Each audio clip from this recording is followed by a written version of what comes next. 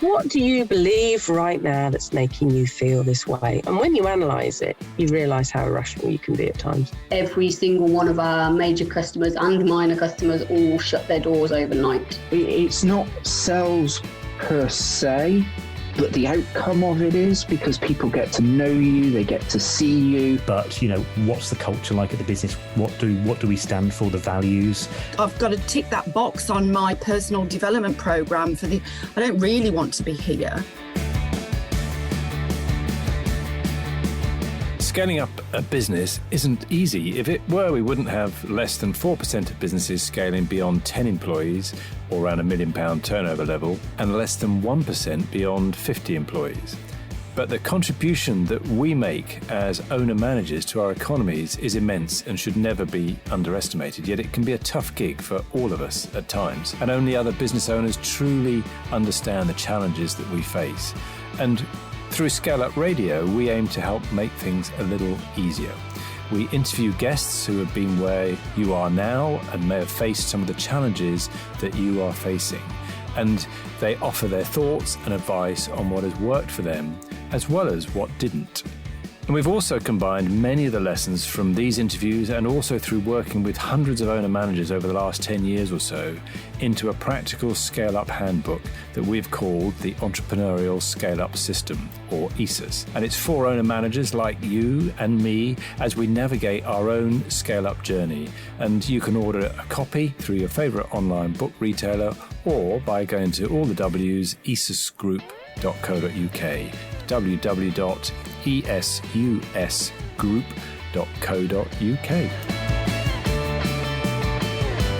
Imagine having an idea for a business. Deciding you want to go into business for, say, I don't know, setting up your own car spares online store, and then being able to pay just a few £100s to not only have the website built for you with all the e-commerce set up, but also hundreds of products already there available with all of the click and drop already sorted for you. Well, that's essentially what my guest on ScaleUp Radio today is able to do. His name is Anthony Phillips, and he's the CEO and co-founder of a company called Tag Online, but essentially it's ready-made stores is what they do. And it's a fascinating interview where you can hear how he pivoted around about 5 years ago from what they were doing before, but also how things had got to the point where he became very ill over Christmas and even had the paramedics in his house on Christmas Day, and he realized that he needed to change the way that he was doing things. So there's lots of great content within this interview, lots of great advice, particularly around the digital technical side of things. So if that's your line of business, then definitely going to be interesting to you, but lots of lessons regardless of what kind of business that you're in. So let's go across to the full story with Anthony.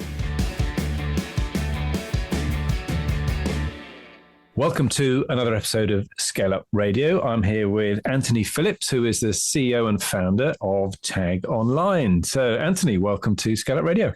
Thank you, Kevin. Glad to be here. Yeah, great to have you on. And I'm certainly intrigued by your business. So, Tag Online, what is that all about? Well, Tag Online over the years has had a couple of different iterations, really. Originally I started Tag Online as a vehicle for my own work in digital marketing, really, in providing digital marketing as it was 15 years ago, where the real sort of players there were really Google Ads. They were really kind of just, I believe, around about starting up, or had started up around about that time in earnest, really. I myself, prior, saying about 15 years ago, I was, my background had been, I grew up and worked in the Middle East and came back to South Wales. And I was involved working with a company originally in marine engineering, and a biotech company. And my roles have always typically been in where my interest and my passion has always been, which is really tech and IT. Okay. I was one of these kids that in the 80s at 13 years old, learning how to program on the first sort of computers as they came out into the schools, and where the teachers didn't know what to do with them either.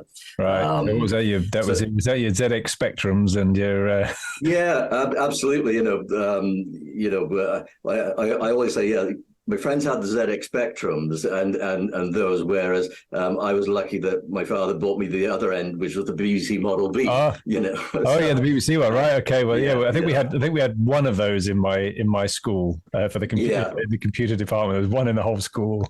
Yeah, that's typically where they started. I mean, my first sort of access to a computer was actually in Kuwait, where I was in school in Kuwait as a teenager.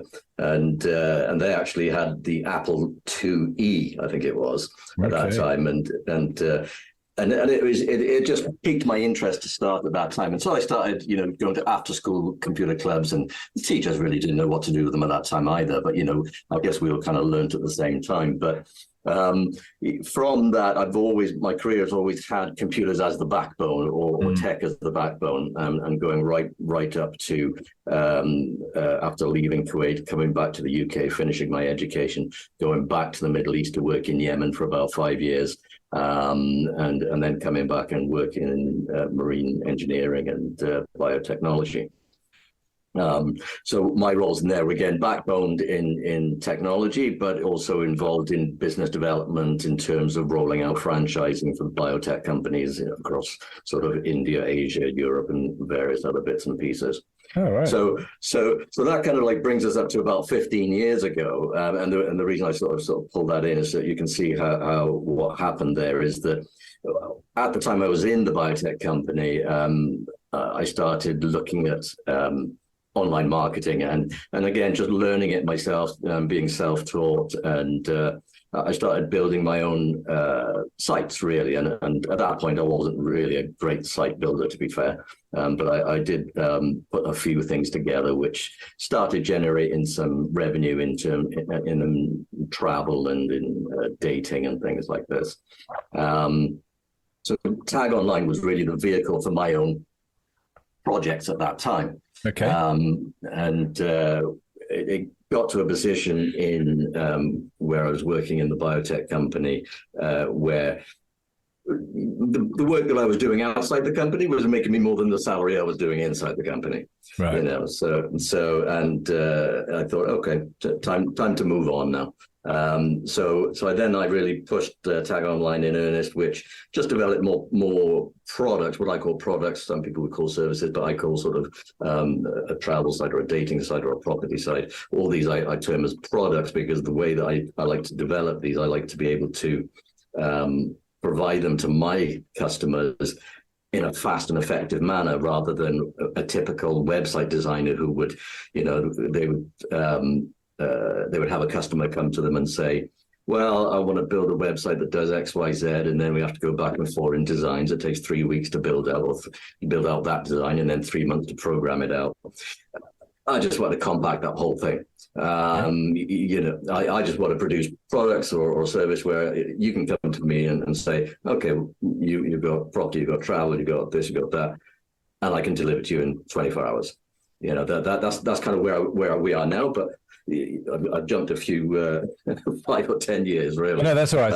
And generally, it's great to get an idea at the start as to exactly what the business is now, and then we'll go back and do the journey. So right now, what is Tag Online? Right. So what Tag Online now is essentially ready-made stores. So what ready-made stores do, we provide our customers a fast and low cost way into business. Really, that's what we do on the if you like, in the simplistic side of it. On the technical side, what we're really doing is providing them an all-in solution of a website, which may be in e-commerce, it may be in travel, it may be in property, it may be in dating, whatever we have in that particular sector, and we deliver that to our customers in 24 hours. But we're not just dropping them off there. What we're doing then is helping them grow their business by providing them online. We provide them access to live marketing training webinars, access to marketing training videos, our support 7 days a week, which is across 2 countries, the UK and South Africa. We have staff in 2 countries.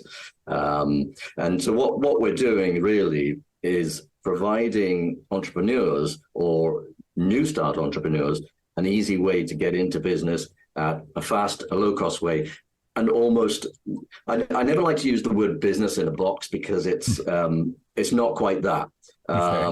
It's more like we'll provide you something to start, and then we'll help you grow that. So if I'm I don't know, I'm interested in starting up an online business that's in automotive products or parts or spares or something like that. What would I get from you? Well, essentially, you picked on a niche there, which we have. So you would go onto our website, readymadestores.com or our countryalternatives.co.za or .eu, wherever you may be. And you literally just go on there and you'll see we've got about 35 different e-commerce store niches there. You scroll down to, I think the one is called car accessories. You literally click on that, add it to your basket, check out there, and then the UK one, I believe, is about £500 or £600. You check it out, pay as you would anything else that you buy online. Within 10 minutes, you'll have an email from us asking you to choose your domain name. And then we'll then deliver you an e-commerce store, which we've developed the platform for. We've developed it in-house. It's built on WordPress, but with our software. And what you'll get then is a fully built e-commerce store, ready loaded with 200 products, which will be drop shipped from suppliers. You can add as many more products as you wish for free. There's no charge to add more products yourself. And then once you've confirmed your domain name to us, we then deliver all of that to you in 24 hours. You'll then get a follow-up call from our support manager, and then we move forward from there, which is setting up your payment gateway information, whether it's PayPal, Stripe, or to checkout, or whichever it might be. And then we give you access to our marketing training information, as well as our marketing training webinars, which happen every week. And that's all included in the price. There's no monthly fee for the first 12 months. There's no hosting fee, and our products or our services are designed that you can take your business, because it is your business. It's not our business. It's your business. You can take your business away from us. You're not tied to us forever, like some of the platforms you would be. And you can take that and put it on your own hosting. You don't have to pay us for hosting. These are a few of the things that we wanted to provide our customers with as business owners, that they are not tied to us forever, because we believe if it's your business, it has to be your business. You shouldn't be tied to other people, and you should be portable, that you can do that as you want. That's not to say that people don't stay with us, because they do, because we provide great service and great support 7 days a week. But we want our customers to be free. They bought a store or a business from us. We're supporting them to grow that, and it's portable. They can take it wherever they want. They can run it from wherever they want, and they can grow it. They can add more products. They can change what it looks like, what it feels like. They can change the imagery, the text, the fonts, the colors, everything. And all of this is back-ended by our support 7 days a week.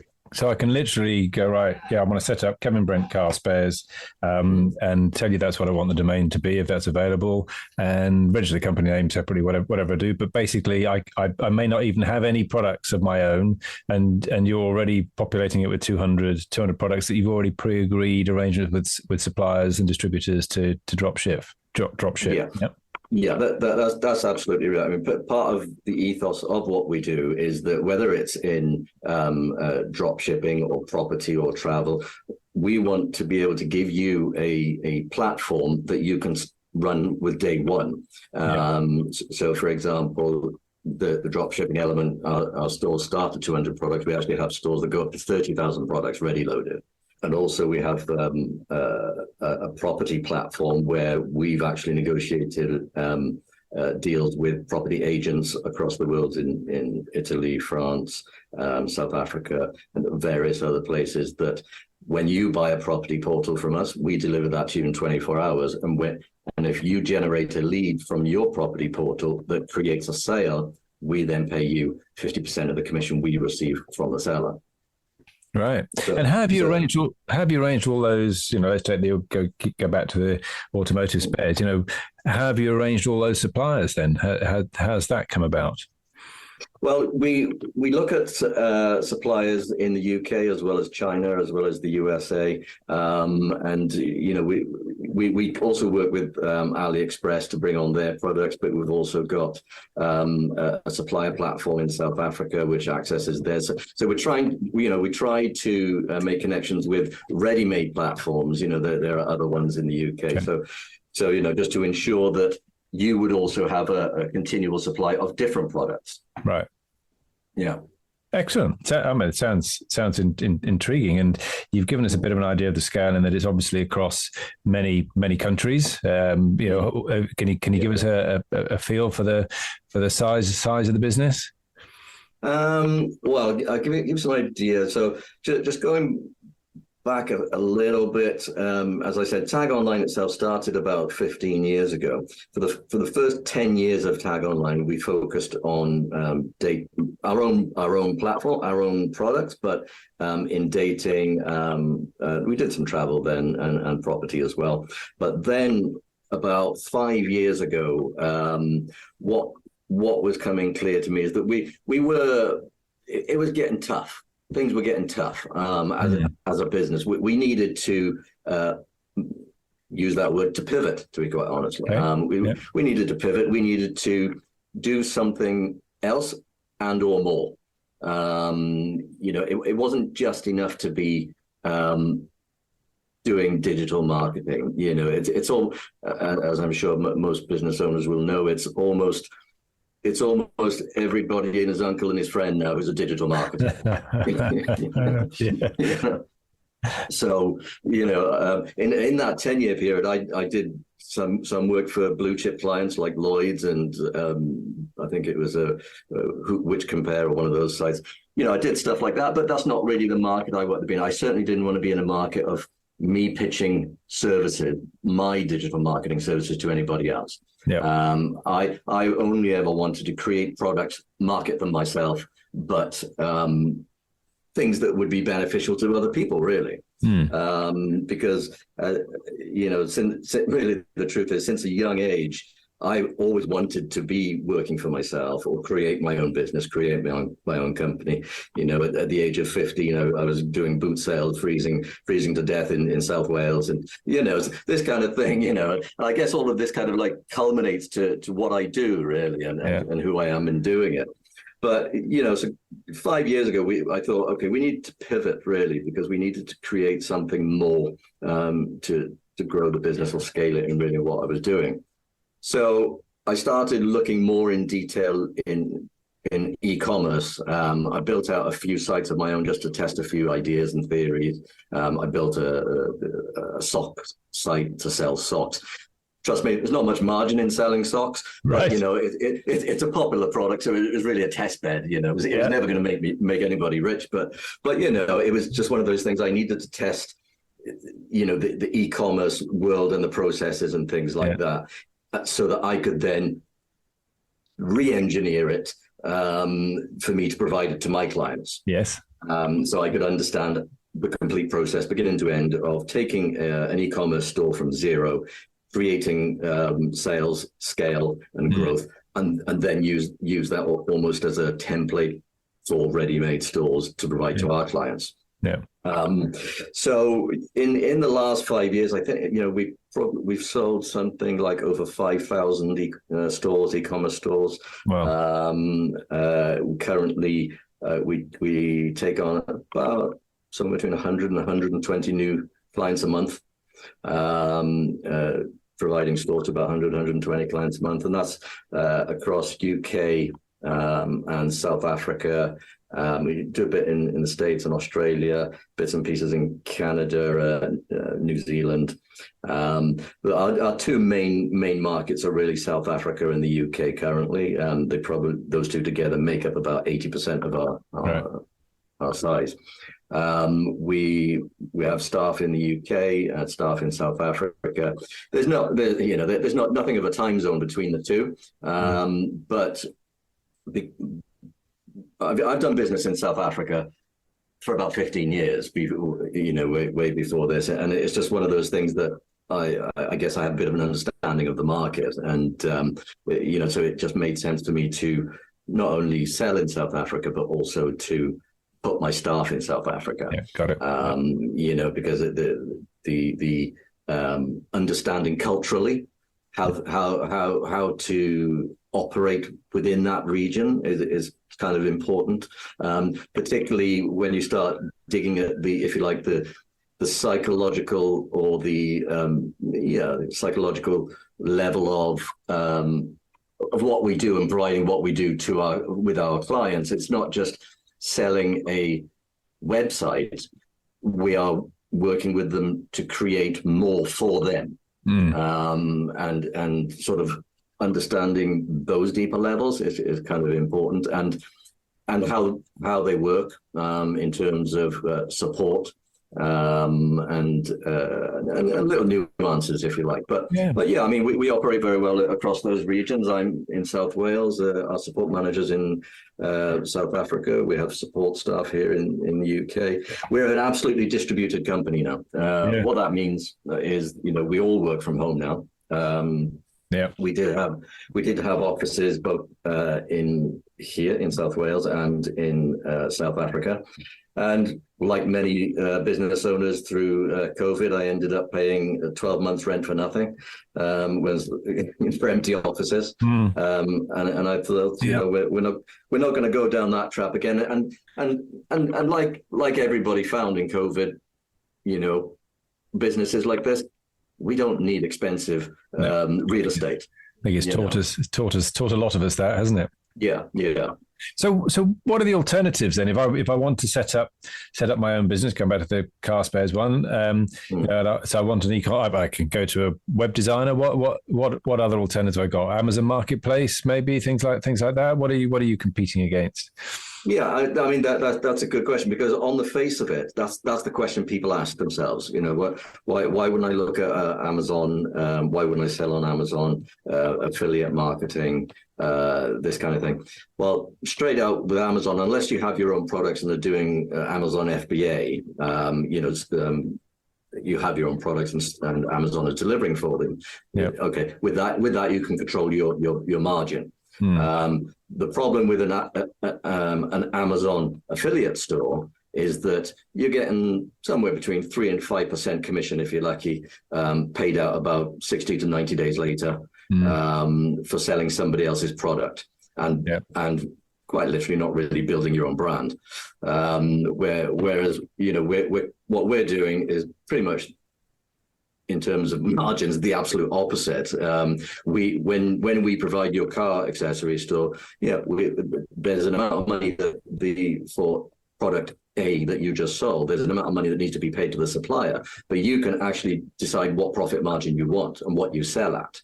And you get paid immediately, not like Amazon. So what that means is that you would have set up, let's say, Stripe as a payment processor. And somebody buys a car decal kit for £100 from you. That £100 is coming to you. It's not coming to me. It's not coming to Amazon. It's not coming to anybody else. It's coming to you, which means you're getting your money first. You're paying your supply. You're controlling your cash flow, which is important. And also you're controlling your brand, which is important. And you're not building somebody else's brand. So they, on the face of it, they are the if you like, the commercial competitors, or commercial competitor. Technical competitors for us would be the likes of Shopify, EKM, and I make no mistake, they're fantastic companies, absolutely fantastic. But what we do is just a little bit different in that we are interested in providing our customers a service where they get everything almost. They get everything almost. It's theirs. We're not tying them to us forever. You don't pay us a monthly fee. It's a one price, and to be fair, it's a pretty low price. So it's and it's, as we say, everything we do, we're really trying to for it to be exactly what the brand says, ready made. Yeah. Whereas if you go and create a Shopify store today, you're going to have to do your design work. You're going to have to design your own logo. You're going to have to know a little bit about layouts, a little bit about what really works, what really translates to a sale. I mean, it's all very, very well putting a website on the internet, but number one, the days of organic traffic suddenly filling your bank with cash are long gone. That doesn't happen. And secondly, we can all make beautiful websites, but that's not actually what drives a sale. That's not actually the funnel that drives the sale. A proper e-commerce designed website will pull your customer through the sale process, with, if you like, the least amount of clicks, but with the maximum amount of information that they can take. Yeah. And so we've already done that for you. That's the thing. We've already been through that process of which layout works best. How does it get the customer from hitting your site right down to paying you at the basket, and the path of least resistance, really. So what we do is different in that we're definitely smaller than like the Shopify, but having said that, we are also, I've never gone out for funding. I've never, had to sort of go for funding for, X millions of dollars to build everything I've done is from my own back and my own people, and I'd rather it that way for now, because we're still able to engage with pretty much all of our clients on a one-on-one basis. They are being handheld. When they want us, we're there. We're not overbearing, but so we have technical and commercial competitors, but I think we do well. I mean, when again, part of my if you like, analysis of when starting to build ready-made stores was that I looked at the competitor landscape and quite literally, if you like, graphically looked at what they were doing and just took the holes in it. Okay. And then filled those holes. So I really kind of do what they don't. Yeah. That's kind of the way I look at it. Yeah, brilliant. No, and you mentioned that there's an upfront fee and no monthly fee. So how do you make your money? Is it just from those upfront fees for the site, or is it more from the marketing support and other things that you would do later? No, it's definitely from the upfront fee. And we keep our margins relatively slim, to be quite honest. If you're selling a website, a fully built website for £600, and providing all of those services for 12 months for free, that's a pretty significant thing. So yeah, it is from the upfront fee, but the first 12 months of ready-made stores, we were living off our upfront fee, and it's very tight. But what happens then after the 12 months is that to stay with us, you have to pay us a monthly fee, for which we provide. You still get the ongoing access to all of the marketing training, access to our support, SSL and various other bits and pieces. For in the UK, it's £24 a month, and in South Africa, it's about the same.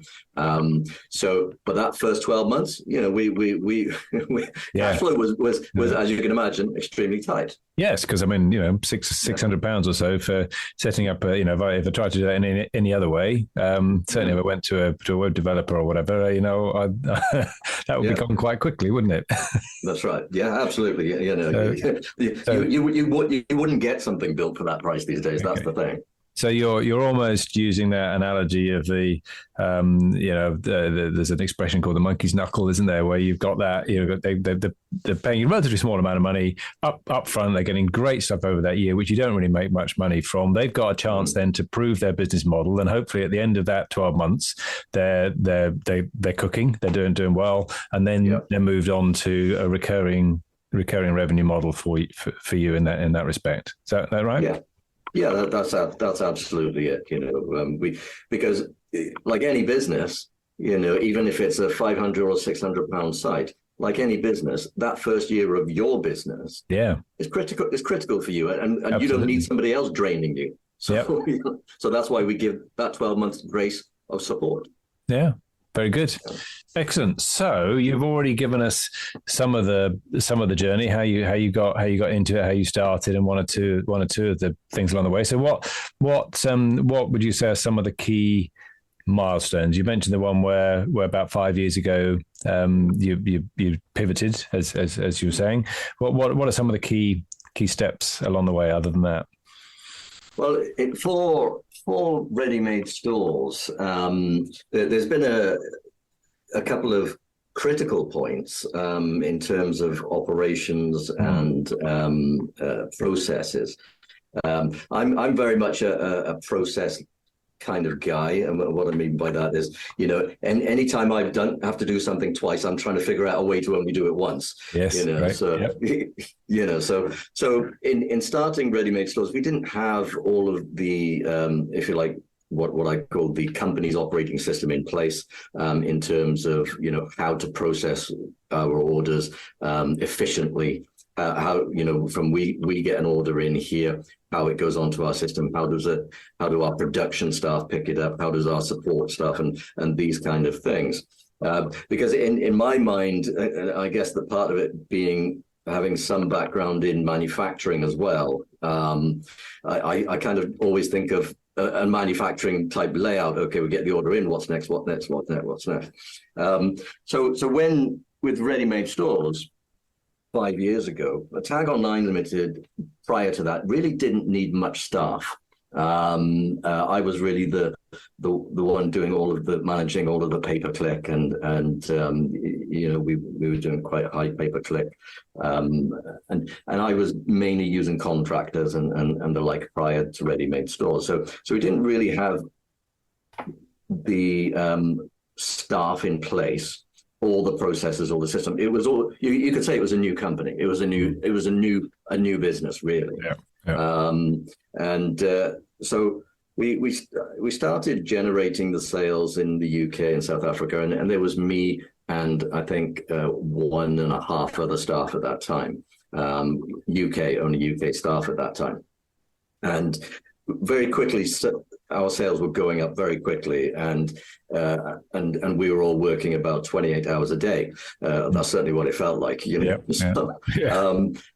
And so one of those critical points, which is it's interesting to me that I had to, I guess it's in my nature a bit that I like to push things to the nth degree before I feel the pain to make a significant change. Okay. Yeah. So I'd been growing the business successfully, very, very fast, with myself and 1.5 others, and we were managing support queries coming out of areas, we were managing sales queries coming out of areas, and we were really up against it. And okay, I thought, I can take the pressure, I can take the stress, I thought, and I can get up at 5 and go to sleep at 2. That's fine, I can manage that. And I think it was Christmas of that about 4.5 years ago, whichever it was, but it was the first Christmas that ready-made stores had been sort of in existence in itself, and the day before Christmas, I suddenly came down with, I don't know what to call it, but it was some kind of migraine that absolutely wiped me out. Right. And I've never, up until that point, I'd literally never spent a day in bed.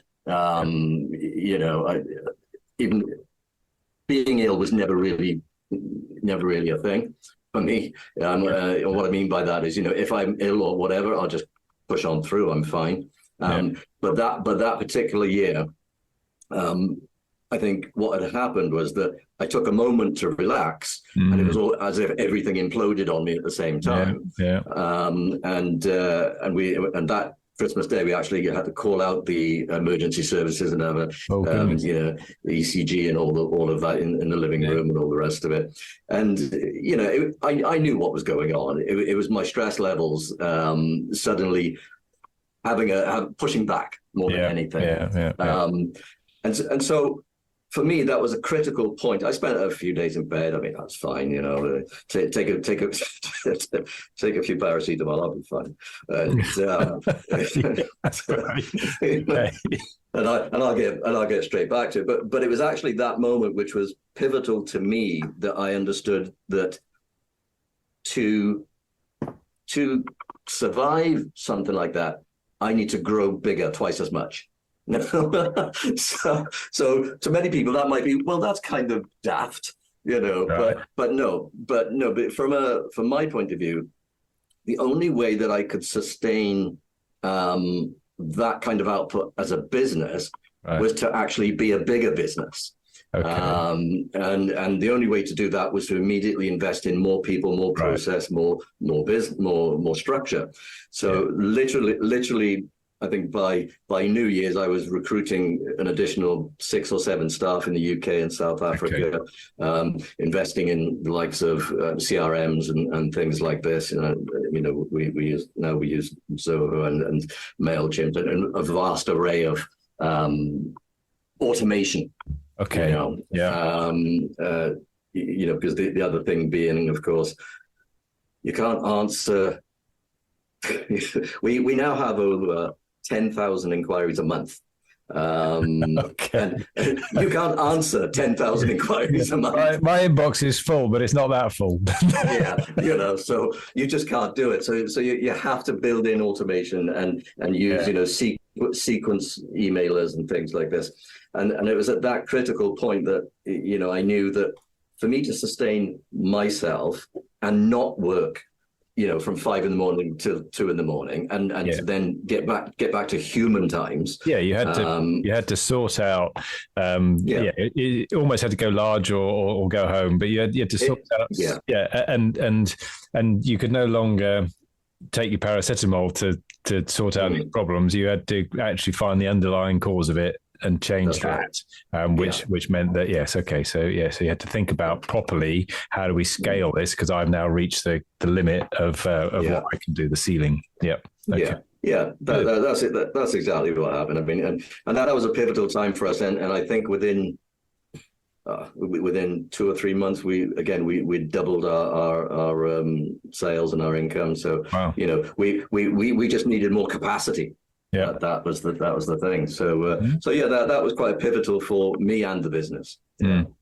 Yeah, amazing. So that's a huge milestone. And so how do you keep control of things now? You mentioned things like Zoho and whatever else. There's obviously a lot going on. So how do you avoid that overwhelm now and keep everybody? You've got people in disparate parts of the world. How do you keep everybody on message and on stream?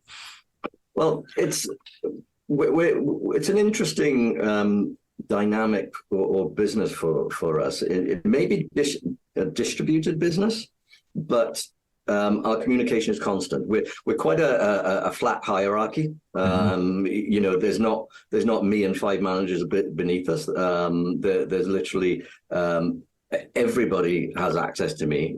So for example, I'll give you an example. I was away last week.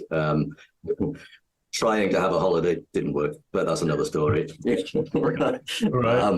But I was in Portugal last week, and we had a new recruit who had been working support for us. I think she'd been with us for about 2 weeks at that point, and so she was running support I think it was about 10 or 11 o'clock at night, which is relatively quiet. So she was okay on her own for a bit, but she needed some backup, some information so she emailed me, which is normal for us, rather than if the support manager isn't available or one of the other staff, then they can come to me. So we've got a pretty flat hierarchy.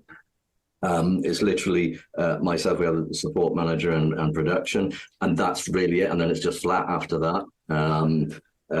We tend, interestingly, I'm just trying to think for a minute. Out of all of our South African staff, there's actually only one staff member who wasn't a customer before they became an employee. Oh, interesting. Yeah.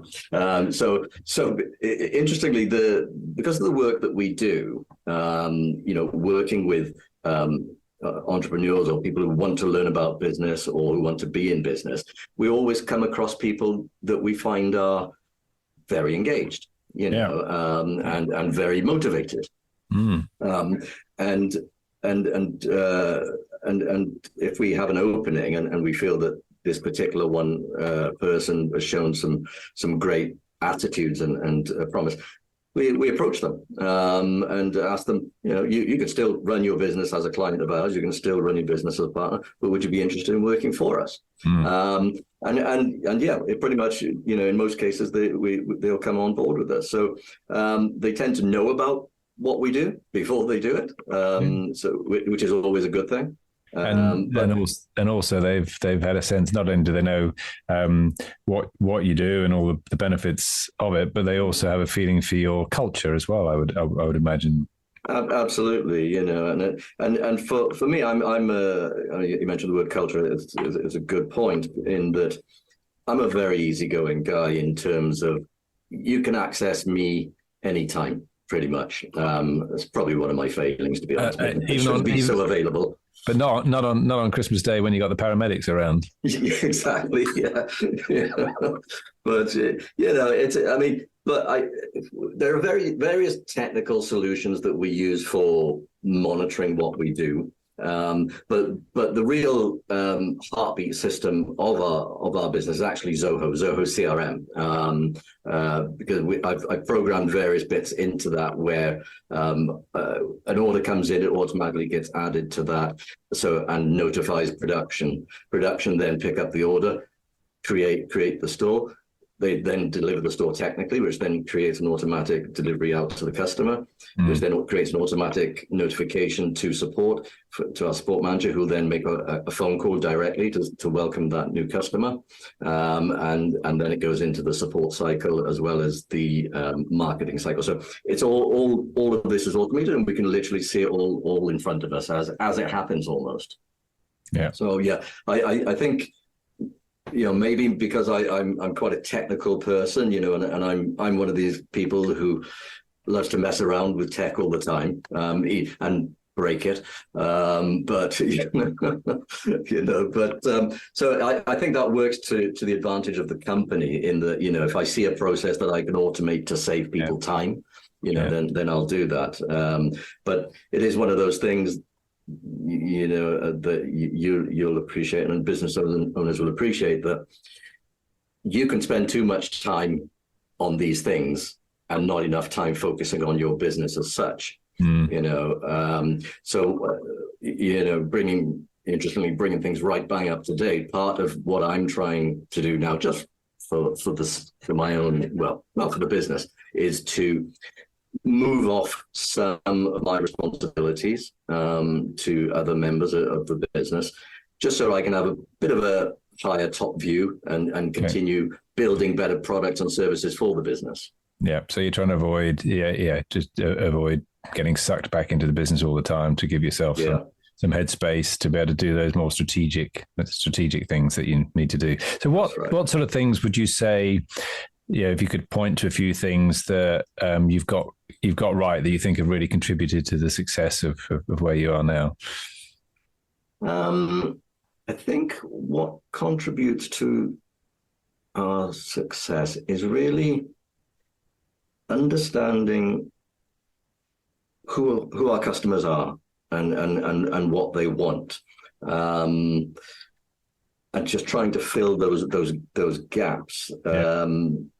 It's we're in the world where I've always operated in a world of wanting to be in business. I was doing boot sales when I was younger. Before the internet was invented, I was sending letters and faxes to companies in China asking to be their representative in the UK. I didn't even have a fax machine or a car, but I was using one in the local print shop. Right. So that whole thing has always come up with me, and I think that my understanding of those challenges on a ground level, rather than so you can say that there's a young man who is 25 years old who he wants to make a difference in his life. He wants to do something. He doesn't really know what it is yet, but he really doesn't want to, be working to the beat of someone else's drum his whole life. And he doesn't have, a $10 million input from a Silicon Valley company that's going to set him up for the next Uber. I think in the UK, or certainly in my background, we didn't, certainly growing up, we didn't come across the likes of finance companies or equity investors or angel investors or these kind of things. It was like, figure it out yourself. And that's very much what I did, and I try to apply that same thing to my customers. How can we give them something almost for nothing, and be helpful to them? Not only in, and this is another thing, not only in them buying a store from us, or buying a travel site or a property site. Not only that, because that is not always the beginning or the end of somebody's journey. It's more embryonic than that. And what I mean by that is that somebody will buy a site for us and know nothing, quite literally know nothing about how to operate a website, how to commercially generate income, how to do some marketing. But what it does, it lights a fire in them, to start that journey. And that journey doesn't always have to end with us. Because it certainly never did with me, and most business owners will know that first business that they started will not be the last one. And so I think the one thing I like about what we do is that what we do is light that fire. Yeah, great. And give them some tools, give them some help, show them, advise them. Well, if you do it this way, you can always do it for free. Because me giving them that information, okay, I could monetize it, but I'd rather, I've already done my sale. I've already, sold my store or whatever it might be, and my business will do what it does. But, so a good example is that I had a client this morning, a customer this morning. He emailed me and he said, I've spent, I think he said about 20,000 rand, which is about £1,000. He said, I've spent about £1,000 on direct marketing to my store and I'm not getting much traction. And I said, okay, send me what marketing you've done. Tell me what you've done. Send me the text, the Facebook ads, what have you done? And he said, well, I paid this marketing guru who set up some ads on Facebook for me, charged me about £899 of that £1,000 to do so. Put £101 into the actual advert, yeah. Exactly. But the actual worst part of it was that the advert that he switched on was to bring traffic from India, which is about 1 pence per click, and will never, ever convert. Not a chance. Never going to convert. So that guy or his marketing guru was basically just stitching him up. So I said, listen, what you need to do is go switch off all of your campaigns, look at what we've given you in terms of learning how to market on social media, basically for free, how to generate traction for the likes of Facebook, Instagram, TikTok. If you do 1, 2, 3 hours a day and chip away at it every day and learn, you've got to learn. You've got to commit to invest in yourself to learn and chip away at it every single day, you will start to build. But don't try and go the quick route and pay the people who are going to take your money and run. Yeah, great. Yeah. So what would you say, maybe with hindsight, that you got wrong, or that you would have done differently? What I've done wrong and got differently. Well, what we do is test different things. and what I mean by that is different products and services. We certainly got a few of those wrong, and we may build we build a store first before we sell it to a customer, and we built probably a lot of silly things. It could be something as simple as drones. That's a good one. Oh, drones. Right. Yeah. So you can build a store on drones and then sell the store on drones, which we did when drones were starting to become popular. But what you can't foresee is the legislation that's coming behind it always. Okay. Yeah. And how that's going to suddenly turn those stores into almost pointless. And of course, people fly drones, but you've got to look at the legislation behind it. And when you're talking about selling into and here we need to be culturally aware, or country aware, I should say. So what we sell in the UK isn't always going to translate in South Africa or Australia or America. And in South Africa, if you sell drones, I would hate to think what's going to happen. So I can imagine the chaos that might cause somebody. Yeah. So we try to keep away from things. We try to be culturally and country sensitive. So we may sell something in the UK and not in South Africa, and vice versa, to be quite honest. But those as products and services, as a business, things that we get wrong. I mean, we had some staff that we got wrong, but I'm not inexperienced in that. That stuff is part of the course, of running a business. But hopefully we learn from those mistakes and do better than worse. That's kind of the way I look at it. Yeah. What is there anything you can point to that you would learn from those hiring mistakes? Oh yes. My first thing would be, if you don't know how to hire people, and I mean recruit them, and I mean understand what it takes to recognize somebody else's skill set and whether they're going to work in your environment. Okay. Get somebody else to do it, because that wasn't me. Right. That was a lesson I learned hard, in that I set up an office here in Swansea, and I recruited 4 or 5 people to actually work on the phones and production and things like that. And what I should have done is actually go to and I did the interviews. I hired them. And what I should have done was go to the professionals. Right. And interestingly, that is almost against my own mantra, because I've always said, if you don't have the skill set, pay somebody that does have the skill set. But I went against my own advice. It's one of those things that I always say to my clients. Look, a client will say to me, well, I have a background in this, or I'm an expert in that. Why should they listen to what we're training them, or even pay for what we provide? Some people will sort of say, well, I can build a WordPress website myself for free. Yeah, you could do that. You could build your own WordPress website, but do you have the 20 plus years commercial experience in how to commercialize it, how to create revenue from it, how to market it? Because that's what you're paying me for. Yeah. If it is in the same way that if I have a problem with my car, I don't fix it because I don't know anything about cars. I pay the experts. And it's kind of like a time and value thing.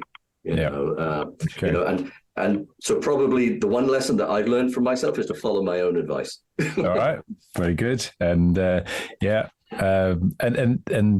might come back to that in a moment. And if so what's next for Tag Online, or what's the next 5 years hold, for example? What does success look like? Well, I certainly what Ready-Made Stores does is expanding the what we do. Now, let me clarify that a little bit more. So we're working on things. Well, we're already rolled out and now scaling ready-made property. And we've got in South Africa, we've got ready-made loans or ready-made finance. We've got ready-made dating. So then we start looking at other things, which could be ready-made training. So, and any sort of lateral move that we can make that falls into our ethos of ready-made, delivered in 24 hours, providing support and helping you grow. These and having a portable business that you can take anywhere you want to go. So these are kind of the pillars of what we do, but we can apply that to different industries and sectors. So in 5 years, I fully expect ready-made property to be the main revenue driver in this business, because I see that as becoming a very large business in itself. It's almost now already an offshoot, a secondary split business. Right. So it's going to be, and I kind of want it that way, or I wanted it that way, because I wanted to create these two strong brands together, but that from a, if you like, almost from an investment or sale point of view, as a business, are separate but intricate together. Yeah. And if you like, using the economies of scale of our staffing and our understanding and our structures and our processes. But in 5 years, so there would be ready-made stores, there would be ready-made property, there would be ready-made XYZ, which in themselves will be their own profit and cost centers. Okay. So they have legitimate standing on their own. Yeah. Excellent. Good. It's been absolutely fascinating, Anthony. Are you all right for a couple of quick-fire sort of questions before we close? Sure.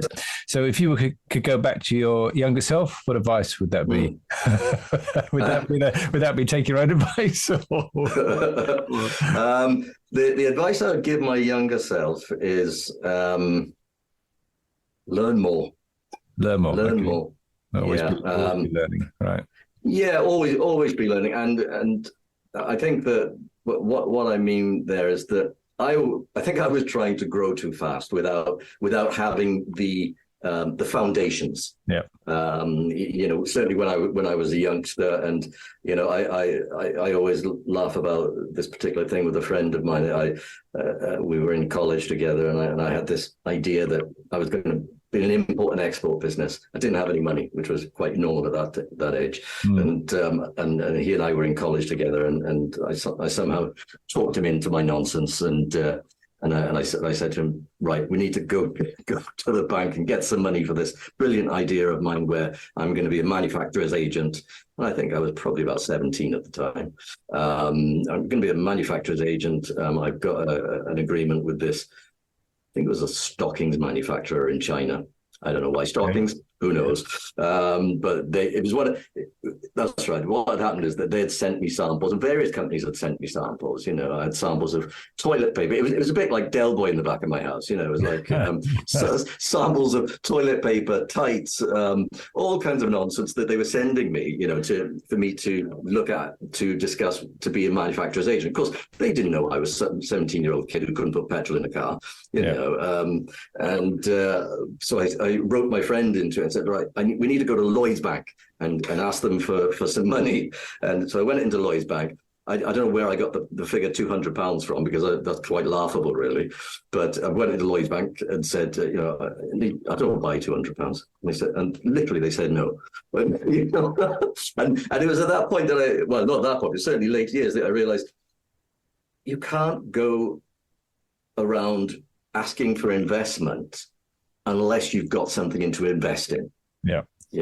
And of course these days, and I see it now on various Facebook groups that I see, people literally just coming on, oh, well, I've got this idea, it's going to make 10 million, but I haven't even had a proof of concept. I haven't had anything else. But I need an investment. Anybody want to give me 10 million? Yeah. Sounds like one or two of the Dragon's Den episodes. Yeah. Well, I think yes. Coming up with a 10 million valuation. If what books or what books maybe would you highlight as being ones that have made a difference for you, or podcasts maybe? To be honest, in the last year or so, I haven't had much time. And one of my plans for this year was very much, as I mentioned earlier, to move off a lot of the operational work from my desk to give me more time to invest in myself in terms of reading and learning more. So within, I think, about the first week of January, I think I absorbed about 4 books, all on my Kindle. I can't remember what they were, but they're mostly focusing on how, again, teaching me more about how to scale effectively, how to create a valuable business, create a business that has a value in the end. Maybe it's because I'm 53 and getting closer to retirement, and I'm starting to think in that kind of a way. That it drives my thought process in what I'm learning. All right. But certainly books that help me as a better manager, a better business owner, and how better to support my staff and my business, really. Great, excellent. Yeah. I always ask about apps and software. You've already mentioned Zoho as being key one for you. What I think I should know the answer to this, but what would you say was your most successful marketing tactic or lead generation tactic for finding customers?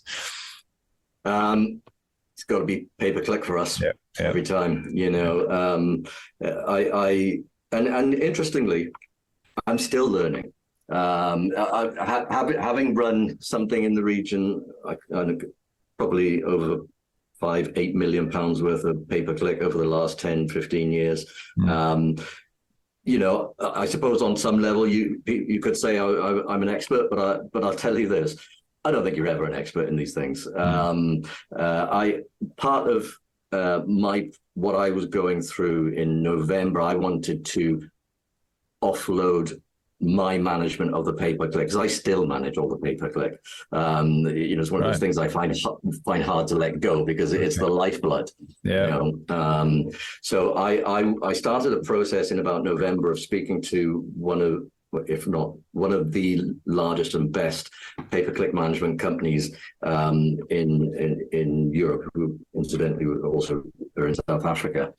So I started a process of discussing with them how they would manage my pay-per-click campaign, how much it would cost. The cost wasn't that much of a worry, because the theory being, if they're going to charge me 15-20%, I would expect them to make me a 25% saving on my pay-per-click. But we went through a process over those couple of months where I came to, unfortunately for them, I came to a realization that I wasn't ready to give it to them yet. I have no doubt that they have the skills for it. That was never in question. But I believe that I can still pull another 10, 15, 20% out of it, without giving away X amount of pounds per month. All right. Good. So that would really be it. Yeah. All right. Brilliant. Well, it's been absolutely fascinating, Anthony. If people would like to get hold of you or find out more about ready-made stores or Tag Online, what's the best way for them to do that? Well, we're kind of everywhere. You can get on our website, www.readymadestores.com. We have live chat on there, so you can speak to us live on there. You can through a contact form on there. You can email us at info@readymadestores.com, or any of our other country sites, .co.za, .eu, .us, and on our site we also have where you can actually book a Calendly call with any of our staff who can talk you through any of our processes or any of our services. Perfect. Thank you very much indeed, Anthony. It's been an absolute pleasure having you on as a guest on ScaleUp Radio today. No, it's great. It's been a pleasure. I hope you enjoyed that discussion. And if you're building and scaling your own business, you might well be interested in our book, The Entrepreneurial Scale-Up System. And it's exactly what it says on the tin. It's a practical handbook around scaling a business in a structured way. And you can order a copy on all your favorite online retailers, including an audio version, or you can find it and other supporting resources on our website, www.esusgroup.co.uk. That's esusgroup.co.uk, which is esusgroup.co.uk.